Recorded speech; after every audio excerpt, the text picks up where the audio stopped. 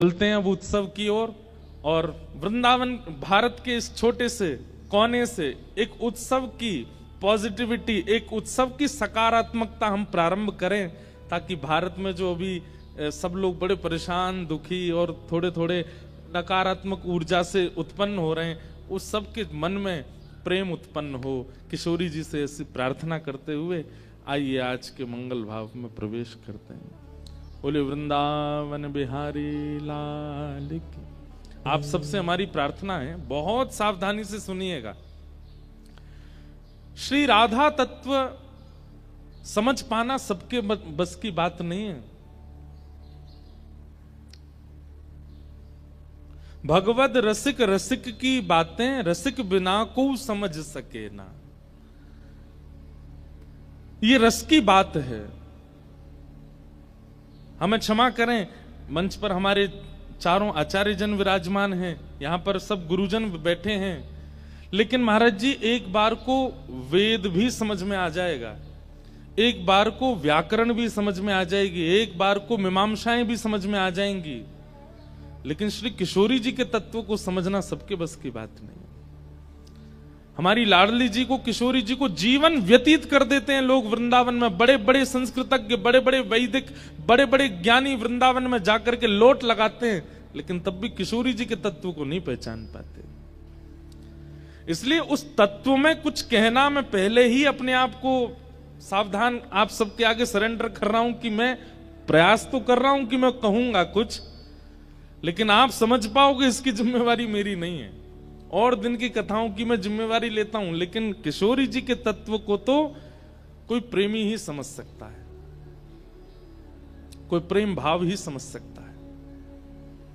इसलिए आज ज्ञानी, वैरागी, विरक्त होकर के मत बैठिएगा, आज तो प्रेमी बनकर के बैठो।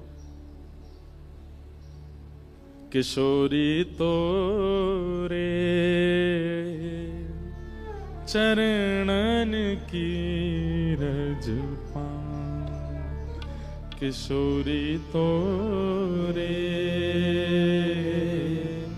चरणन की रज पाऊं। बैठी रहूं कुंजन के कोने, बैठी रहूं कुंजन के कोने, श्याम राधिका गाऊं,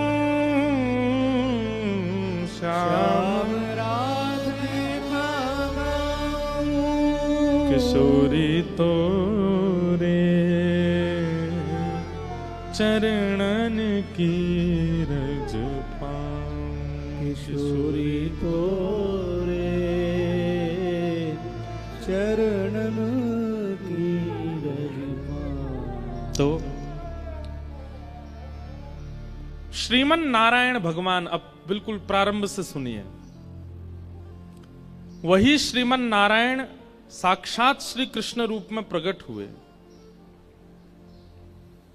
उन्हीं श्री कृष्ण की तीन प्रधान शक्तियां हैं। भगवान श्री कृष्ण की तीन प्रधान शक्तियां हैं। एक है स्वरूप शक्ति, दूसरी है तटस्था शक्ति, और तीसरी है माया शक्ति। सबसे पहली स्वरूप शक्ति, दूसरी तटस्था शक्ति, और तीसरी माया शक्ति। माया शक्ति किसको कहते हैं? जिस माया में हम आप सब लोग आकर्षित होते हैं, इस माया को भी संसार में ठाकुर जी की शक्ति से ही प्रकट हुई है। जैसे कई लोग हैं, वो शरीर जन्म लेते हैं तो वो शरीर को सुख देना ही अपने जीवन का उद्देश्य मानते हैं। उनका उद्देश्य क्या है? हमें खाना है, हमें सोना है, हमें ऐसा पहनना है, ऐसा पीना है। वो कहीं ना कहीं शरीर की इच्छा पूर्ति में ही अपना जीवन व्यतीत कर देते हैं। क्यों? क्योंकि उन पर माया शक्ति का प्रभाव होता है, उनके ऊपर माया शक्ति है, वो भी भगवान का स्वरूप है। अगर माया शक्ति नहीं होगी तो संसार कैसे चलेगा? गाड़ियों का शौक होना, फोन्स के शौक होना, बड़े बड़े ऐशो आराम होना, अपने सुख के लिए कुछ भी खाना, कुछ भी पहनना, कुछ भी पीना, कहीं भी घूमना, कहीं भी जाना, किसी से भी संबंध बनाना, ये सब माया कराती है और ये भगवान की शक्ति है, माया शक्ति।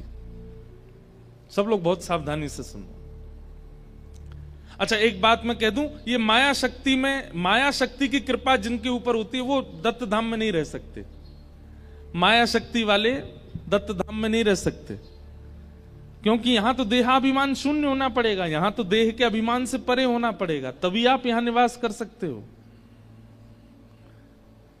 तो भगवान की तीसरी शक्ति माया शक्ति, ये संसार के प्रति आकर्षण करने वाली ये माया शक्ति है। दूसरी ठाकुर जी की होती है तटस्था शक्ति। ये तटस्था शक्ति कौन सी होती है? जैसे मेरे सामने आपने बहुव्यंजन रखे और मेरे सामने दूसरी तरफ आपने सूखी दाल और रूखी रोटी रखी। एक तरफ बहुव्यंजन है और एक तरफ सामान्य भोजन है। दोनों को पाने की सामर्थ्य मेरे पास है, लेकिन मैं क्या पाता हूं ये मेरे ऊपर निर्भर करता है। सामर्थ्य दोनों पाने की है, मैं बहुव्यंजन भी पा सकता हूं, मैं सामान्य रोटी सब्जी भी पा सकता हूं, लेकिन मेरी इच्छा किस तरफ जाती है वो मेरे ऊपर निर्भर करता है। आंखों को देखने की, कानों को सुनने की, नासिका को सूंघने की, जीव को चखने की, हाथों को पकड़ने की, पैरों को चलने की, त्वचा को स्पर्श की, ये सब शक्तियां जो हैं ठाकुर जी हम सबको शक्ति युक्त करके भेजते हैं, तटस्था शक्ति। लेकिन उससे उपभोग क्या करना है ये हमारे ऊपर है। हमारी सर्वांगीण इंद्रियों को जो शक्तियां उपभोग करने की प्राप्त होती हैं ये तटस्था शक्ति है। कई लोग महाराज जी ऐसा कहते हैं कि सब भगवान की कृपा से होता है, तो क्या व्यक्ति पाप भी ठाकुर जी की कृपा से ही करता है? व्यक्ति के चित्त में बैठ के ठाकुर जी पाप करवाते हैं?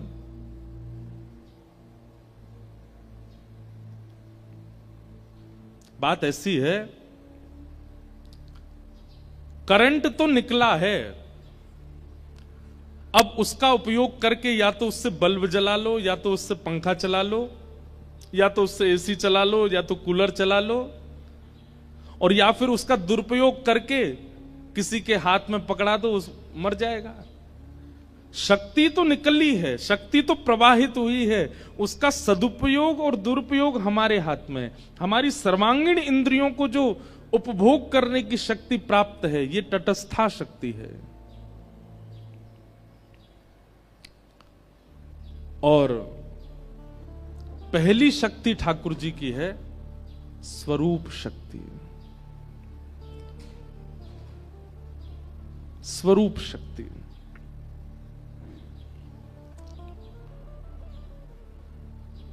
जहां स्वरूप में नाम, रूप, लीला और धाम चारों आते हैं।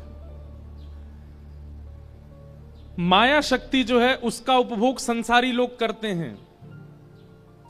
तटस्था शक्ति जो है इसका उपभोग योगी लोग करते हैं, और स्वरूप शक्ति का उपभोग भक्त लोग करते हैं। हम आप सब लोग जो यहां बैठे हैं ना, हम कौन सी शक्ति के उपासक हैं? हम तीनों शक्तियों के उपासक हैं। हम माया शक्ति में भी पढ़े हैं, हम तटस्था में भी पढ़े हैं, और हम स्वरूप में भी पढ़े हैं। एक जगह स्थिर नहीं हुए। हम आप में से एकाध दो चार ऐसे हैं जिनकी एक ठौर होगी,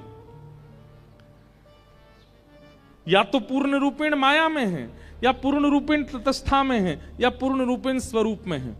अगर वाणी क्लिष्ट लगती हो तो क्षमा करना, पर यह समझना बहुत जरूरी है किशोरी जी के तत्व के लिए। भगवान की स्वरूप शक्ति ये प्रथम है, और स्वरूप शक्ति के भी 3 अंग हैं। भगवान की स्वरूप शक्ति किन किन रूपों में प्रकट होती है? तो उसमें पहला है संघनी शक्ति। संघनी का मतलब क्या है? ठाकुर जी के धाम, ये भगवान की संघनी स्वरूपा है, ये संघनी स्वरूप है। वृंदावन है, द्वारिका है, जगन्नाथपुरी है, बद्रीनाथ है, दक्षिण में श्रीरंगम है, श्रीनाथ द्वारा राजस्थान में है। अच्छा, ये तो है पृथ्वी के। और फिर इसके बाद जाओ तो वैकुंठ है, साकेत है, गोलोक है। ये भी भगवान के स्वरूप माने। जब वृंदावन भगवान का स्वरूप ही तो है, श्री जगन्नाथपुरी धाम भी जगन्नाथ भगवान का स्वरूप है, द्वारिका धाम भी द्वारिकाधीश का स्वरूप है। मतलब धाम भी भगवान का स्वरूप माना जाता है। स्वरूप के 3 रूप हैं। पहला संगनि स्वरूप, ये धाम के रूप में प्रकट होता है। बहुत सावधानी से सुनो। दूसरा है स्वरूप का रूप, संवित रूप, संवित स्वरूप। ये संवित स्वरूप कौन सा होता है? ज्ञान। कई बार आप धाम नहीं जाते, कई बार आप ठाकुर जी का प्रत्यक्ष दर्शन नहीं करते, लेकिन कथा में सुनाया गया जो ज्ञान है, उस ज्ञान से ही आपको ठाकुर जी का अनुभव होने लग जाता है। ये कथा, ये भी तो ठाकुर जी का स्वरूप है। वक्ता मंच से बोलता है, श्रोता को अनुभव होने लग जाता है। ये संवित स्वरूप है। और तीसरा स्वरूप है आह्लादनी स्वरूप, आह्लादनी शक्ति। समझ रहे हैं ना आप सब भावों को? 3 प्रकार की शक्तियां, उन 3 प्रकार की शक्तियों में प्रथम शक्ति स्वरूप शक्ति। उस स्वरूप शक्ति के 3 अंग हैं, संघनी, संवित और आह्लादनी। जिसमें संघनी स्वरूप जो है वो धाम का है, संवित स्वरूप जो है वो कथा का है, और आह्लादनी स्वरूप जो है वो प्रेम का है। कई लोग अपने जीवन में नाम जप धर्म केवल इसलिए करते हैं क्योंकि उनको धाम चाहिए। हमें वैकुंठ जाना है, हमें गोलोक धाम जाना है, हमें साकेत जाना है।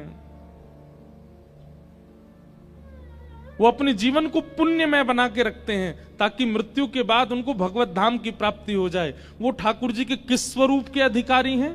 संघनी स्वरूप। पाप मत करो, दुराचार मत करो, ऐसा व्यवहार मत करो, अरे जीवन में कोई ऐसी क्रिया मत करो कि तुम वैकुंठ जाने से वंचित हो जाओ। ये संघनी स्वरूप के उपासक हैं। कई लोग संवित स्वरूप के उपासक हैं। उनको वैकुंठ जाने से इतना प्रलोभन नहीं है, उनको साकेत की इच्छा नहीं है, उनको गोलोक धाम जाने की इच्छा नहीं। उनके लिए क्या है? बोले पृथ्वी पर हमारा जन्म हुआ, यहीं कथा भागवत कीर्तन और उत्सव करके यहीं वैकुंठ प्रकट कर लो, यहीं साकेत का अनुभव कर लो, यहीं गोलोक धाम का अनुभव कर लो। और तीसरा स्वरूप है ठाकुर जी का आह्लादनी स्वरूप। अब एक बात बहुत ध्यान से सुनिएगा, संधनी और संवित, इन 2 का अधिकार मुझे, आपको, हम सबको है। पर ठाकुर जी का जो आह्लादनी शक्ति का स्वरूप है, उसका अधिकार केवल ठाकुर जी को है। ठाकुर जी ने उसका प्रयोग अपने लिए किया है। भाई, हम सबका स्वरूप होता है कि हम कुछ अंश परिवार वालों के लिए रखते हैं, कुछ अंश मित्रों के लिए रखते हैं, कुछ अंश व्यवहार के लिए रखते हैं, कुछ अंश संसार के, और कुछ अंश अपने लिए भी तो रखते हैं। अभी तक हमने जितने नाम बताए, स्वरूप शक्ति, तटस्था शक्ति, माया शक्ति, संगनी शक्ति, संवित शक्ति, ये सब ठाकुर जी ने सबके लिए बनाई। एकमात्र एक ऐसी शक्ति है जिसको अपने लिए प्रयोग किया, आह्लादनी शक्ति। और वह आह्लादनी शक्ति कौन है? श्री कृष्ण का धाम संघनी शक्ति है, श्री कृष्ण का ज्ञान संवित शक्ति है, और श्री कृष्ण के भीतर उत्पन्न होने वाला आनंद, प्रेम, उन्माद, उत्साह, वो आह्लादनी शक्ति श्री राधा रानी, श्री किशोरी जी।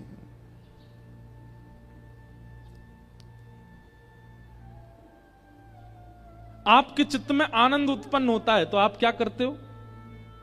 आप उसको हंस करके प्रकट कर देते हो, आप उसको नाच करके प्रकट कर देते हो, आप उसको खेल करके प्रकट कर देते हो, आप उसको तैयार होकर प्रकट कर देते हो, आप कुछ बना करके प्रकट कर देते हो। ठाकुर जी के चित्त में जब आनंद उत्पन्न हुआ तो ठाकुर जी हंसे नहीं, नाचे नहीं, ठाकुर जी ने कुछ बनाया नहीं, कुछ गाया नहीं। अपने उस समस्त आनंद को, जो नाचता भी है, जो गाता भी है, जो हंसता भी है, जो श्रृंगार भी करता है, जो सब प्रकार से आकर्षक है, ठाकुर जी का वह हृदय का आनंद ही किशोरी जी के रूप में प्रकट हो गया। आपका आनंद आपसे विलग नहीं होता, आपका आनंद आप में ही दिखने लगता है, पर ठाकुर जी का आनंद विलग होकर के सन्मुख प्रकट हो गया। वो किशोरी जी हैं, वो श्री राधा रानी है, वो ठाकुर जी की आह्लादनी शक्ति।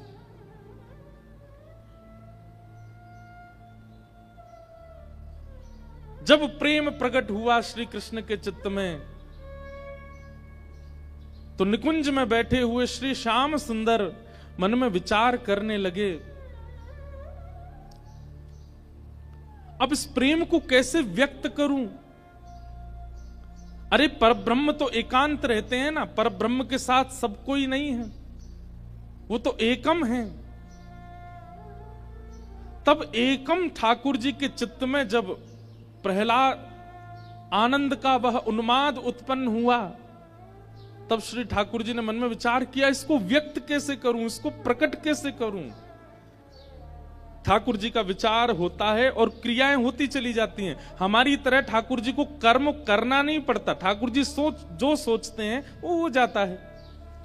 जैसे ठाकुर जी के चित्त में प्रेम उन्माद और आह्लाद उत्पन्न हुआ, वही प्रेम उन्माद आह्लाद तप्त कांचन गौरांगी श्री राधे वृंदावनेश्वरी,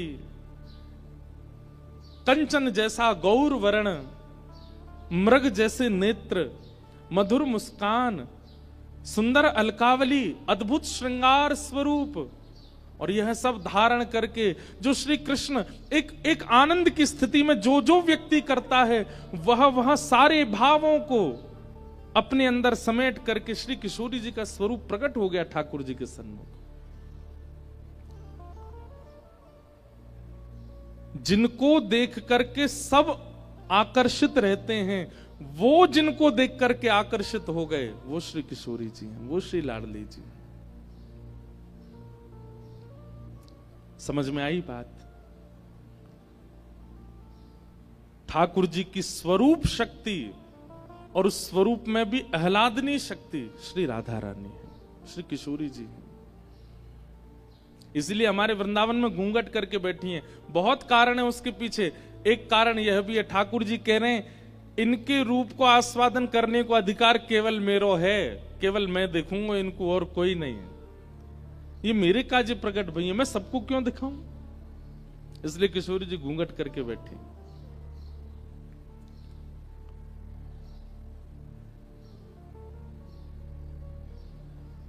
किशोरी जी का प्रादुर्भाव निकुंज में हुआ। अच्छा, हमारी श्री लाडली जी का प्राकट्य बरसाना में हुआ, ये बाद की बात है, पर श्री किशोरी जी और ठाकुर जी इन दोनों की लीला निकुंज में तो कल्प कल्पांतरों से चल रही है, आज से नहीं चल रही है।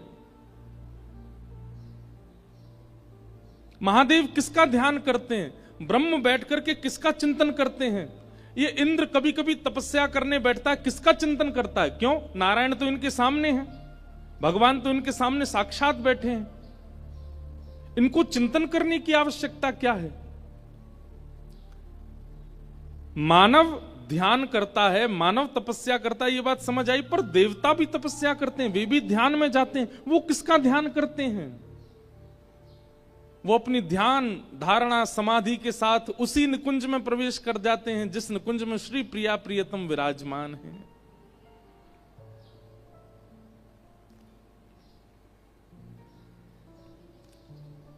और वहां वही निकुंज विलास का दर्शन करते हैं जहां किशोरी जी और ठाकुर जी नित्य विराजते हैं।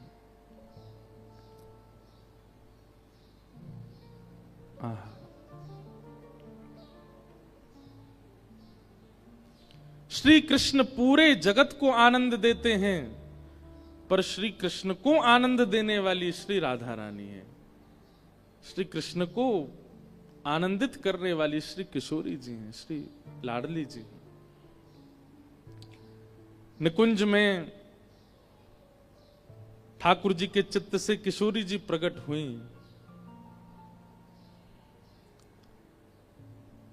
सुख मिला, ठाकुर जी को आनंद मिला, लेकिन थोड़ी देर बाद मन में इच्छा हुई कि केवल अकेले हम दोनों हैं, यह सुख, यह इसका विस्तार और भी होना चाहिए। तो ठाकुर जी के चित्त से किशोरी जी प्रकट हैं, और फिर किशोरी जी के चित्त से अष्ट सखियां प्रकट हैं। अष्ट सखियों का प्रादुर्भाव हुआ है। और वो अष्ट सखियां कौन कौन हैं? किशोरी जी ने मन में विचार किया कि श्याम सुंदर को सुख देना है, तभी सबसे पहली सखी श्री ललिता जी प्रकट हुई। और ललिता जी की सेवा क्या है? ललिता जी बीड़ी भोग पधराती हैं, ठाकुर जी को बीड़ा पवाती हैं निकुंज में। ललिता जी, तभी मन में विचार हुआ और श्याम सुंदर को और सुख देने का विचार हुआ। तब दूसरी सखी प्रकट हुई, कौन? श्री विशाखा जी। और विशाखा जी की सेवा क्या है? ठाकुर जी को वस्त्र धारण कराना, अलंकार धारण कराना, इसकी सेवा श्री विशाखा जी की है। और विचार किया, तब किशोरी जी के चित्त से तीसरी सखी प्रकट हुई, श्री चित्रा जी। ये ठाकुर जी को माला धारण कराती। जैसे हम मंच पे बैठते हैं तो गुरु जी आते हैं, महाराज जी आते हैं, माला पहनाते हैं, सिर पे धार। ऐसे ही श्यामा श्याम जैसे निकुंज में अपने आसन पर विराजमान होते हैं, तो उनको वस्त्र आवरण अलंकार धराने की सेवा जो है ये चित्रा जी की है। ये चित्रण करती हैं कि आज निकुंज में श्यामा श्याम ऐसे दिखने चाहिए, तो वैसे वस्त्र, वैसे आभूषण, वैसी माला उसका चिंतन करके लाती हैं और श्री ठाकुर जी को धारण कराती हैं। और भी कई सेवाएं हैं इनकी। अच्छा, एक बात और सुनिएगा, ये अभी प्राकट्य की कथा हम सुन रहे हैं निकुंज में, जहां नित्य श्यामा श्याम की लीला चलती है। बरसाना में, ब्रजमंडल में इनका प्राकट्य कैसे हुआ वो कथाएं अलग हैं। ये समझ लीजिए कि नित्य विहार करने वाले श्री प्रिया प्रियतम हम जीवात्माओं पर कृपा करने के लिए ब्रजमंडल में प्रकट हुए, फिर उस प्राकट्य की कथा अलग है। बाकी निकुंज में निरंतर ये सेवा चलती रहती है, तो वहां की सेवा का हम प्रारूप पहले समझ रहे हैं। तो पहली सखी कौन? श्री ललिता जी, दूसरी विशाखा जी, तीसरी चित्रा जी, चौथी सखी हैं इंदुलेखा। ठाकुर जी की चौथी सखी श्री इंदुलेखा जी। और इंदुलेखा जी की सेवा क्या है? ये ठाकुर जी की भोजन सामग्री सिद्ध करती हैं। ऋतु के अनुसार, मौसम के अनुसार, जैसा मौसम, जैसा वातावरण, जैसी ऋतु, वैसी सामग्री बना करके ठाकुर जी को पवाती है इंदुलेखा जी। फिर किशोरी जी ने चिंतन किया, तब उनके चित्त से पांचवी सखी श्री रंग देवी जी प्रकट हुई। और रंग देवी जी की सेवा क्या है? प्रिया प्रियतम दोनों जब सेज पर विराजमान हो जाते हैं, तब उनकी सुंदर पत्रावली बनाना। आज ऐसे पत्रावली बनेगी, आज मयूर बनेंगे गाल पर, आज सुंदर सुंदर ऐसे गोल गोल कुंड जैसे बनेंगे, आज ऐसे केसर के चंदन आएंगे। आज शीतकाल ज्यादा है तो केसर का चंदन नहीं लगेगा। आज ठाकुर जी को अन्य सामग्री, मतलब रूप के श्रृंगार की सेवा श्री रंग देवी जी की है।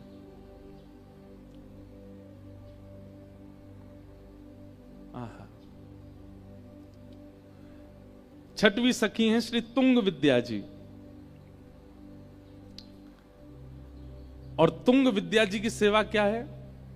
जब प्रिया प्रियतम दोनों श्रृंगार करके सेज पर विराजमान हो जाते हैं, तब उनके सम्मुख नृत्य करना, गान करना, सुंदर सुंदर राग रागनियों को प्रस्तुत करना, विविध विविध प्रकार के नृत्यों को तैयार करके श्री प्रिया प्रियतम का विलास करना, ये तुंग विद्या जी की सेवा है। किशोरी जी के चित्त से फिर 7वीं सखी प्रकट हुई, जिनका नाम है चंपक लता। चंपक लता जी की सेवा क्या है? चंवर उड़ाना, ग्रीष्म ऋतु में पंखा करना। ये सिंहासन के पीछे खड़ी रहती हैं, वहां खड़े खड़े श्री प्रिया प्रियतम को केवल पंखा जलती रहती हैं, चंवर उड़ाती रहती हैं, उनके सुख का विचार करती हैं। ऋतु के अनुसार जो होना, अब जैसे सर्दी आ जाती है तो सर्दी में क्या करती हैं? सिगड़ी सिद्ध करके लाएंगी, कोयला जला करके सिगड़ी करके फिर वो सामने रखेंगी। मतलब उनके अंग को अनुकूल वातावरण प्रदान करना, ये इनकी सेवा है। और फिर किशोरी जी के चित्त से 8वीं सखी प्रकट हुई, सुदेवी जी। और सुदेवी जी की सेवा क्या है?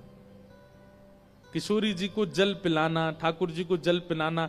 गर्मी है तो मिट्टी के बर्तनों में जल रखना, सर्दी है तो स्वर्ण पात्र में जल रखना, बारिश का मौसम है तो फिर जल में केसर डालना, उसमें थोड़ी कपूर, थोड़ी सी मिश्री पधरा देना, उसको शरबत का रूप दे देना। विविध विविध प्रकार से शरबतों को तैयार करके किशोरी जी को पिलाना, दूध पिलाना, पेय पदार्थ निर्माण करके देना, उनके श्रम को दूर करना। ये सेवा सुदेवी जी की है। ऐसे अष्ट सखियां प्रकट हुई।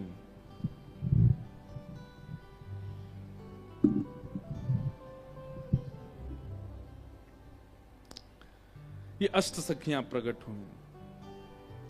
और महाराज जी इतना ही नहीं, फिर इन 8 की एक एक के चित्त में से 8 सखी और प्रकट हुई। जैसे ललिता जी की 8 सखियां और हैं। भैया यानी ठीक करवाओ।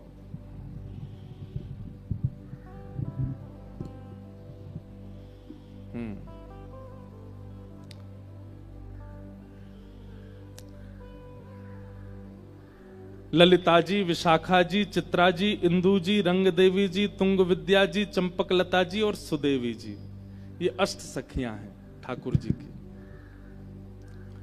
ये सब कहां से प्रकट हुई? किशोरी जी के चित्त से इनका प्रादुर्भाव हुआ।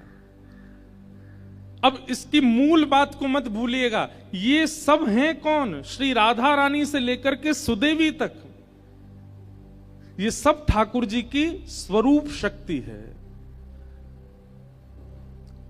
और इस स्वरूप शक्ति का प्रादुर्भाव आह्लादनी शक्ति से हुआ। स्वरूप शक्ति की भी 3 शक्तियां, जिनमें 2 सबके लिए हैं और 1 ठाकुर जी के अपने सुख के लिए है, अपने आनंद के लिए है, अपने विलास के लिए है।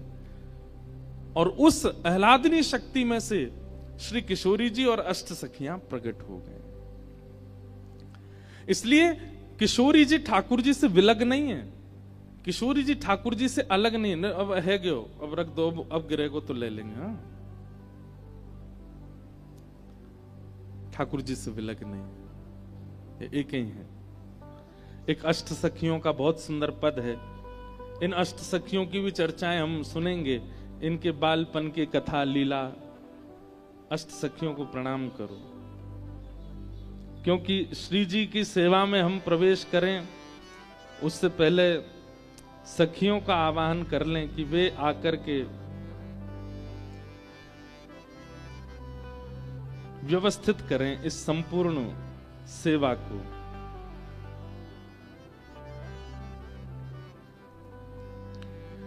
जय जय जय प्रिया अष्ट सहेली, जय जय जय प्रिया अष्ट सहेली, जय जय जय प्रिया अष्ट सहेली, जय जय जय प्रिया अष्ट सहेली, जय जय जय प्रिया अष्ट सहेली, जय जय जय प्रिया अष्ट सहेली, हाँ, जय जय जय प्रिया अष्ट सहेली, जय जय जय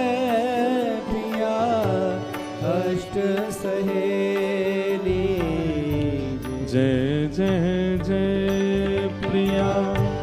अष्ट सहेली। जय जय जय प्रिया अष्ट सहेली। जय जय जय प्रिया अष्ट सहेली। जय जय जय प्रिया अष्ट सहेली। हाँ जय जय जय प्रिया अष्ट सहेली। जय जय जय प्रिया अष्ट सहेली। जय जय जय प्रिया अष्ट सहेली। जय जय जय प्रिया अष्ट सहेली।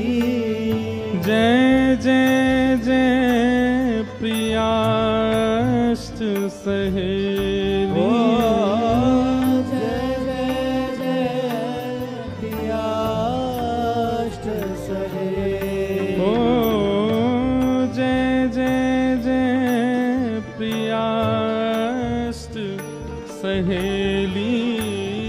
जय जय जय प्रिया अष्ट सहेली। ये अष्ट सहेलियां हैं किशोरी जी की।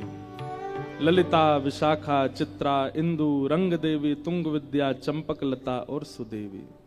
इन सब का प्रादुर्भाव किशोरी जी के चित्त से हुआ। ये निकुंज की लीला है। फिर इन्हीं में 8 मंजरियां प्रकट हुई जो कि गौड़िया वैष्णव संप्रदाय की मुख्य मानी जाती हैं। जैसे हमारे यहाँ हमारे हरिवंशियों में, हरदासियों में सखियां प्रधान हैं, सहचरियां प्रधान हैं। ऐसे ही गौड़िया वैष्णव संप्रदाय में वहां मंजरियां प्रधान हैं। तो वहां रूप मंजरी, लवंग मंजरी, तुलसी मंजरी, मंजू लाली मंजरी, गुंज मंजरी, विलास मंजरी, रस मंजरी, ये 8 मंजरियां प्रकट होती हैं किशोरी जी के चित्त से और फिर वो सेवा करती हैं ठाकुर जी की। तो ये निकुंज का स्वरूप है। निकुंज में इस प्रकार श्री जी ठाकुर जी से प्रकट होती हैं और श्री जी से सब सखियां प्रकट होती हैं। और किसके लिए? केवल ठाकुर जी को सुख विलास देने के लिए, आनंदित करने के लिए। लेकिन हम जीवात्माओं पर कृपा करने के लिए वही निकुंज के श्यामा श्याम पृथ्वी पर पधारते हैं। ठाकुर जी ने मन में विचार किया कि कलयुग में ज्ञान से उद्धार तो होगा, लेकिन बहुत कम लोग ज्ञान का आश्रय लेंगे। फिर ठाकुर जी ने विचार किया कि वैराग्य से उद्धार होगा, पर वैराग्य का आचरण भी लोग कम मात्रा में करेंगे। तब ठाकुर जी ने कहा कि भाई इस कलिकाल में एक प्रेम उद्धारक बन सकता है। उसके लिए ठाकुर जी प्रेम स्वरूप धारण करके आए। हम सब पर कृपा करके श्री ठाकुर जी मन में विचार किया, किशोरी जी से कहा, हे श्यामाजू मोकू जानो है ब्रजमंडल में उद्धार करवे के काजे, आप भी कृपा करके पधारो। किशोरी जी ने कही कि यत्र वृंदावनम नास्ति यत्र नो यमुना नदी, यत्र गोवर्धनम नास्ति तत्र नो रमते मनः। जहां वृंदावन नहीं, गोवर्धन नहीं और यमुना जी नहीं, यहां मेरा मन नहीं लगता। तब ठाकुर जी बोले, ठीक है, आपकी इच्छा के लिए, आपकी इच्छा की पूर्ति के लिए मैं इन तीनों को निकुंज से नीचे ले चलता हूं। तो वृंदावन, गोवर्धन और श्री यमुना जी ये तीनों पृथ्वी पर नहीं थे। इनको ठाकुर जी श्री जी के प्रकट की शर्त पर लेकर के आए, क्योंकि श्री जी इसी शर्त से आएंगी कि ये तीनों हों। इसीलिए हमने गाया, श्यामा हृदय कमल सो प्रगटो, श्याम हृदय को भाई वृंदावन प्यारो। वृंदावन ब्रह्मा की कृति नहीं है, किशोरी जी की कृति है। गोवर्धन ब्रह्मा की कृति नहीं है, किशोरी जी ने बनाया है। और श्री यमुना जी, ये तो किशोरी जी और ठाकुर जी जब नृत्य करते हैं, निकुंज में विलास करते हैं, तो उनके अंग का श्रम जल ही श्री यमुना जी बनकर के बहने लगता है।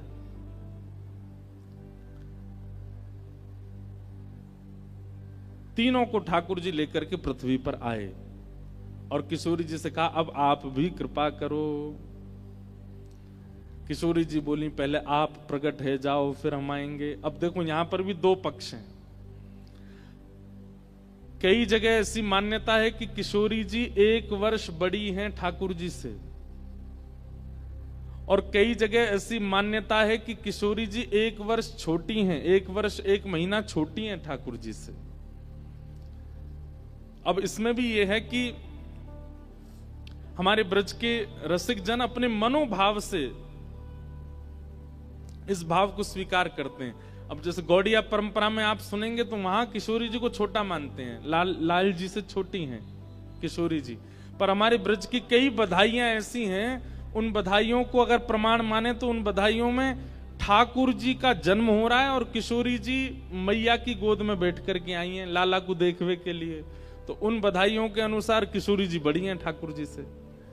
पर अब बड़ी हो चाहे छोटी हो, हमारे लिए तो किशोरी जी हैं, तो जिस भी भाव में हैं वो हम स्वीकार करते हैं। पर आज हम ये भाव इस भाव से सुनेंगे कि किशोरी जी छोटी हैं लाल जी से, लाल जी बड़े हैं किशोरी जी से।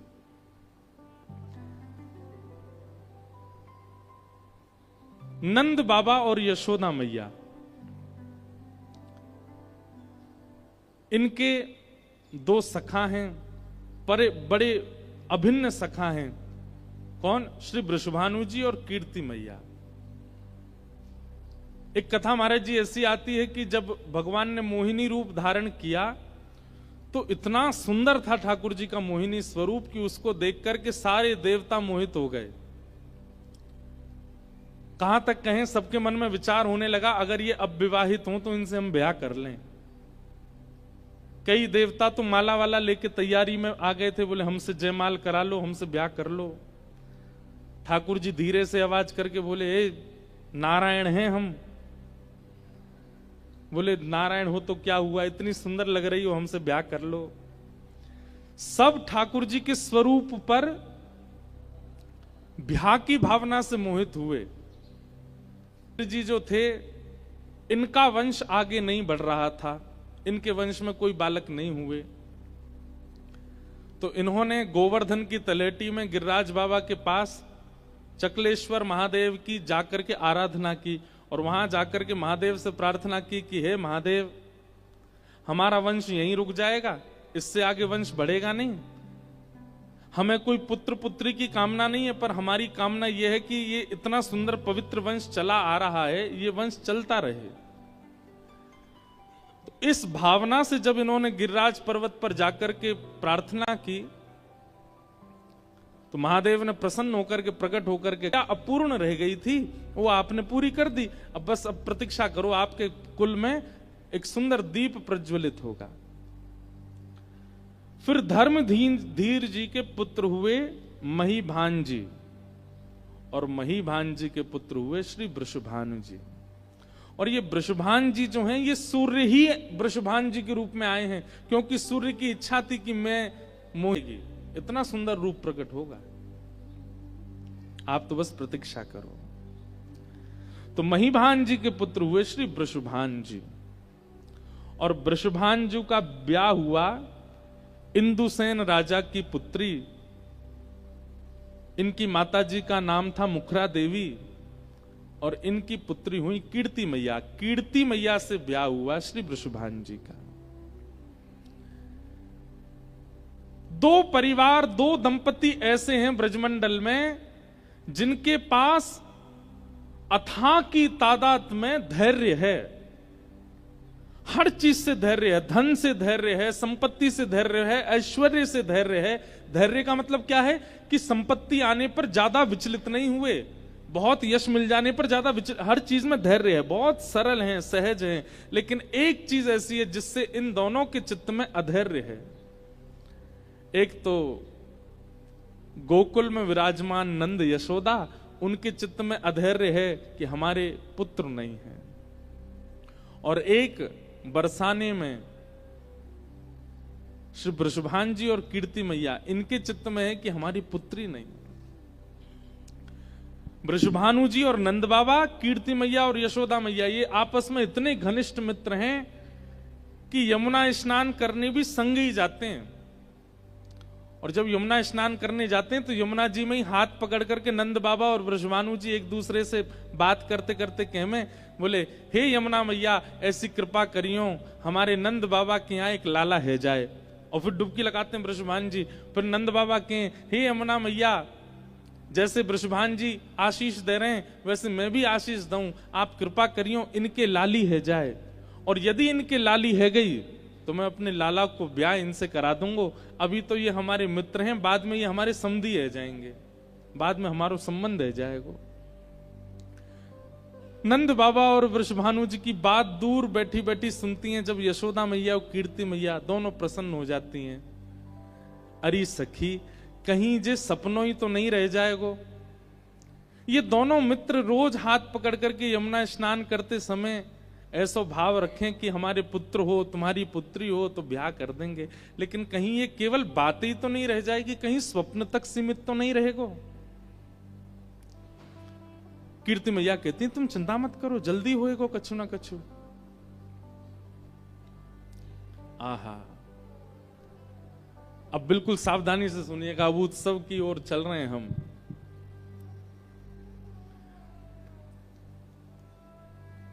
नंद बाबा और यशोदा मैया दोनों प्रार्थना करते हैं कि एक पुत्र हो जाए। और पुत्र की कामना किस लिए है?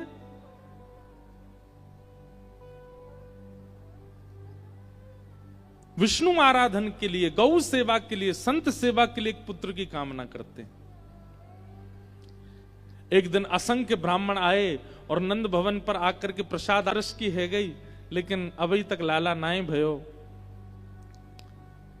ब्राह्मण बोले ब्रह्म वाक्यम जनार्दनम, हमारी वाणी जनार्दन की वाणी है और हमारे मोहते निकल गई है बाबा, लाला होएगो तो होएगो, अब चिंता मत करो। और पावन घड़ी आई। एक दिन यशोदा मैया यमुना स्नान करके जैसी लौटी तो प्रसव होने के जो संकेत होते हैं वो संकेत मां को दिखने लगे। सखियों को बुलाया, गोपियों को बुलाया, सबको बुला करके कहा मुझे ऐसा ऐसा अनुभव होता है। और उस अनुभव को सुनकर के सब सखियां प्रेम में भर गईं और सबने जाकर के नंद बाबा से कही बाबा बधाई हो। काय बात की बधाई? बोले श्री यशोदा मैया को प्रसव के संकेत है रहे हैं, या को मतलब है कि गर्भ में बालक है, अब तो बस आप प्रतीक्षा करो, जल्दी ही सुंदर बालक को जन्म होगा। नंद बाबा इतने प्रसन्न हुए, सुनते ही सबसे पहले ये खबर जैसी नंद बाबा को पड़ी उसी समय देखते हैं कि सामने से वृषभानु जी आ रहे हैं। नंद बाबा के नेत्रों में प्रेम अश्रु हैं, प्रेम पुलकित नेत्र हो रहे हैं। नंद बाबा दौड़े दौड़े गए, वृषभानु जी को जाकर के हृदय से लगाया। वृषभानु जी बोले अरे आज इतने प्रसन्न कैसे, कहा बात है? और ये प्रेम के अश्रु क्यों छलक रहे हैं नेत्रन से, कहा बात है? नंद बाबा बोले आपके मनोरथ, आपके भाव, कीर्ति मैया के भाव पूर्ण है रहे। श्री यशोदा जी को प्रसव को संकेत है। बंधुओं, हमारे आचार्य चरण ऐसा वर्णन करते हैं वृंदावन रस लीलाओं में कि इतने प्रसन्न तो नंद बाबा और यशोदा जी नहीं है जितने प्रसन्न कीर्ति मैया और वृषभानु जी हैं कि नंद बाबा के यहां लाला एवे वारो है। इतने प्रसन्न। धीमे धीमे समय आया और भादों की अष्टमी, और जैसे ही अष्टमी पूर्ण भई, श्री नंदरानी यशोदा मैया की कुक्षी से नीलमणि जैसे माधव जब प्रकट भये, कृष्ण प्रकट भये, पूरे ब्रजमंडल में उत्सव हैरो है। नंद घरानंद भयो जय कन्हैया लाल की ये गूंज जैसे ही पहुंची बरसाने, वृषभानु और कीर्ति मैया अति प्रसन्न आए हैं। आहा, अब देखो ये ब्रज को प्रेम नहीं है तो क्या है? लाला प्रकट भय तो लाला प्रकट हैवे में बधाई लेके आना चाहिए, लाला प्रकट हैवे में टोपी कुर्ता लेके आना चाहिए, लाला प्रकट हैवे की खुशी में खिलौने लेके आना चाहिए। पर वृषभानु जी और कीर्ति मैया लाला प्रकट हैवे की खुशी में कहा लेके आए? टीको। टीको समझे? अरे जिसको आधुनिक भाषा में आजकल रोका बोलते हैं, जैसे रोका कर देते हैं ना, लड़की का रोका होता है, लड़का का भी रोका हो जाता है। रोका का मतलब क्या होता है, वो रोक देते हैं, बोले अब इनका ब्याह हमारे बालक से ही होगा। कितनी आश्चर्य की बात है कि कीर्ति मैया वृषभानु जी के अभी लाली नहीं हुई है, अभी लाली का जन्म नहीं हुआ, और वहां वृषभानु जी और कीर्ति मैया टीका लेकर के आए हैं। और टीके में जो जो सामग्री होती है, नारियल होता है, श्रीफल होता है, वस्त्र होते हैं जमाई के, और गले में पहनाने की आभूषण होते हैं, हाथ के आभूषण होते हैं, और भी जो जो सामग्री होती है, सास ससुर के आभूषण, वो सारी सामग्री लेकर के आए हैं। नंद बाबा अपने द्वार पर खड़े होकर के खूब लुटा रहे थे, तभी देखा वृषभानु जी और कीर्ति मैया आए। आकर के तुरंत नंद बाबा को हाथ पकड़ो, भीतर लेके गए, बोले भीतर चलो। नंद बाबा बोले अरे इतनी सामग्री काय को लाए हो? बोले देख तो लो कहा लेके आए हैं। वस्त्र हटा करके देखो महाराज, तो वहां में तो संबंध पक्की करवे की जो जो सामग्री होती है वो लेकर के आए हैं वृषभानु जी और कीर्ति मैया। नंद बाबा के नेत्र सजल है गए। नंद बाबा बोले हे वृषभानु जी, अभी तो लाली भई नहीं है, आप पहले ही टीको करवे आ गए। बोले यहाँ हमारे करवे आया हूं, मैंने कहीं ते सुनी है कि आपके घर साक्षात नारायण समान बालक जन्मो हैं, अभी टीका कर जाऊंगा तो या टीका की पूर्ति के लिए लाली को आनो पड़ेगो, या हमारे अभी पहले टीका कर जाऊंगा। ब्रज की भाव हैं। आहा, जैसी बाहर सबन को पतो चली, भीतर वृषभानु जी गए, और एक दिना के ठाकुर जी भय, बस एक दिना के ठाकुर जी को वृषभानु जी और कीर्ति मैया दोनों अपनो हाथ स्पर्श करके टीको कर रही हैं, वस्त्र पधरा रही हैं, गले में माला पहना रही हैं, और जमाई को जो जो करना किया जाता है शादी से पहले वो सब कर रही हैं। उनके पैरन को पूज रही हैं, उनकी परिक्रमा कर रही हैं, नजर उतार रही हैं। और यशोदा मैया ये देख देख करके इतनी आनंद में भर रही हैं। बोले बताओ 24 घंटा को भयोना है लाला, संबंध पहले है गयो, रोका पहले है गयो, ठाकुर जी को टीका हो गया। हमारे ब्रज में आज भी गाते हैं, नंद महर घर ढोंटा जायो, बरसाने से टीको आयो, नंद महर घर ढोंटा जायो, बरसाने से टीको आयो। आप सब लोग गाओ, बरसाने से टीको आयो। नंद महर घर ढोंटा जायो, बरसाने से टीको आयो, नंद महर घर ढोंटा जायो, बरसाने से टीको आयो, आनंद महर घर ढोंटा जायो, बरसाने से टीको आयो, आनंद महर घर ढोंटा जायो, बरसाने से टीको आयो, अये नंद महर घर ढोंटा जायो। बरसाने से टीको आयो। ब्रजवासी नाच रहे हैं। और महाराज अब एक जगह बात तो ऐसी बताई जाती है, ये देखो महाराज जी आज किशोरी जी के प्रादुर्भाव पे, और प्रादुर्भाव तो बाद में होगा, अभी ठाकुर जी को ब्याग पक्को हेरो है, हमारे देवता बरस रहे हैं। एक जगह ऐसी बात बताते हैं कि वृषभानु जी और कीर्ति मैया टीका लेके आए नहीं है, वो तो बधाई लेकर के आए थे, लेकिन वृषभानु जी को आता देख ब्रजवासियों ने अनुमान लगा लिया कि भैया ये तो संबंध पक्को करवे आए हैं। और बाहर सब ब्रजवासी गाने लगे, नंद महर घर ढोंटा जायो, बरसाने से टीको आयो, आनंद महर घर ढोंटा जायो, बरसाने से टीको आयो, ए नंद महर घर ढोंटा जायो, बरसाने से टीको आयो, आनंद महर घर ढोंटा जायो, बरसाने से टीको आयो, ए नंद महर घर ढोंटा जायो, बरसाने से टीको आयो, ए नंद महर घर ढोंटा जायो, बरसाने से टीको आयो, ओ नंद जूने लाला जायो, बरसाने से ठीक हो आयो, श्री यशोदा ने लाला जायो, बरसाने से ठीक हो आयो, हे नंद घर आनंद भयो, जय कन्हैया लाल की, आनंद घर आनंद भयो, जय कन्हैया लाल की, हे नंद